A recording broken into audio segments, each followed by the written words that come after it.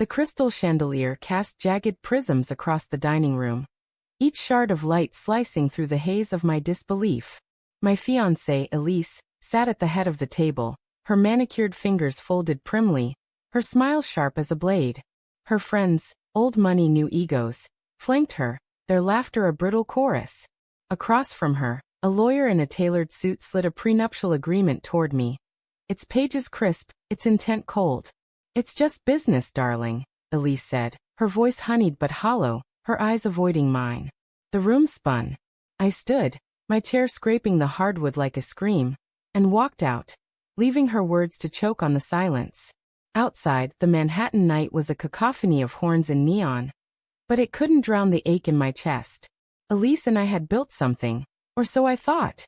3 years of late-night confessions, her head on my shoulder during thunderstorms, my promises whispered against her skin. Now those memories felt like lies. The prenup wasn't just a contract. It was a declaration that her trust in me had limits, and she'd chosen to unveil it in front of her gilded clique.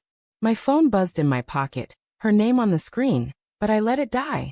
I needed air, distance, anything to dull the sting of her public betrayal. The next morning, my apartment felt too small, the walls pressing in as I replayed the scene.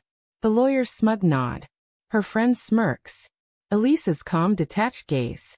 I brewed coffee, the bitter steam curling like my thoughts. Was this her? Had I missed the signs? The late-night texts she'd dismissed as work, the weekends she'd spent with the girls. The way her laughter had grown sharper, less warm. I'd chalked it up to stress, to her high-flying world of hedge funds and galas. But doubt gnawed now, a termite in the foundation of us. Then my phone rang. Not Elise. A number I didn't recognize. "Mr. Calder? This is Gregory Platt, Elise's attorney." His voice trembled, a crack in his polished veneer. "We need to speak. Urgently. Can you meet me at my office? It's about Elise." My pulse quickened.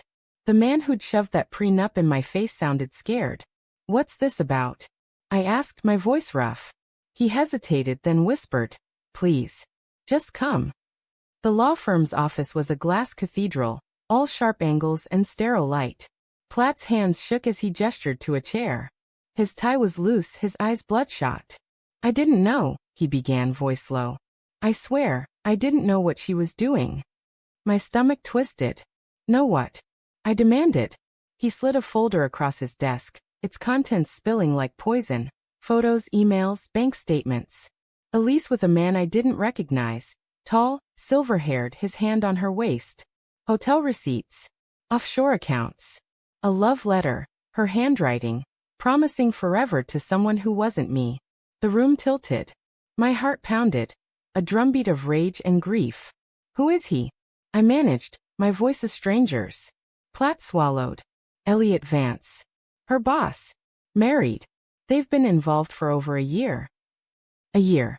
A year of her lying in my bed, her breath warm against my neck, while she built a secret life with him. I wanted to scream, to break something, but my body felt heavy, like I was sinking into the earth. I drove to our apartment, her apartment really, since she'd paid the lease. The key still worked, though it felt wrong in my hand.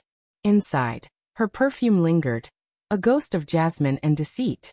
I wandered through rooms that once felt like home, searching for proof I wasn't crazy. In her desk, I found it. A burner phone, its screen lighting up with messages. "Miss you. When's he gone?" My hands shook as I scrolled. Photos of them, her laughing, him kissing her temple. Plans for a trip to Paris.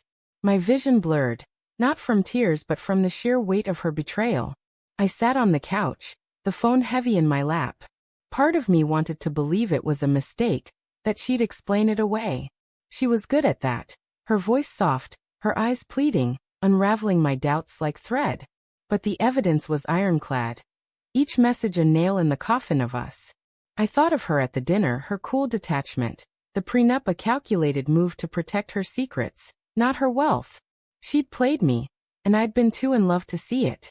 The door clicked open. Elise froze in the entryway, her coat half off, her face paling as she saw me. "James," she breathed, her voice a mix of fear and relief. "You're here." I held up the burner phone. My hand steady despite the storm inside. Who's Elliot? Her eyes widened, then darted away, searching for an escape.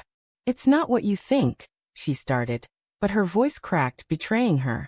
Don't, I said, standing. Don't lie to me again.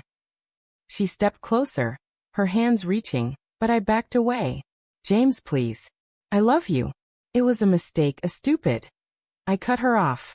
A year, Elise. A year of lies. Her face crumpled, but I saw it now. The performance, the way she wielded her tears like weapons. I was scared, she whispered. The prenup. It was to protect us, not to hurt you. I laughed, a bitter sound. Protect us? Or protect you and Elliot? She flinched, and in that moment, I saw her clearly.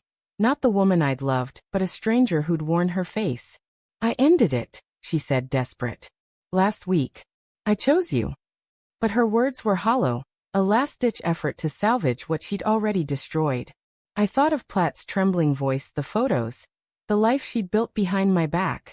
She hadn't chosen me. She'd been caught. I walked to the door, my heart a raw wound. James, don't go, she pleaded, her voice breaking. I paused, my hand on the knob, torn between love and the truth. You didn't just break my trust, I said, my voice low. You broke me. I stepped into the hallway, her sobs echoing behind me, and kept walking. Days later, Platt called again. She's gone, he said, his voice steadier now. Left the city. Vance's wife found out too. It's a mess. I should have felt vindicated, but all I felt was empty.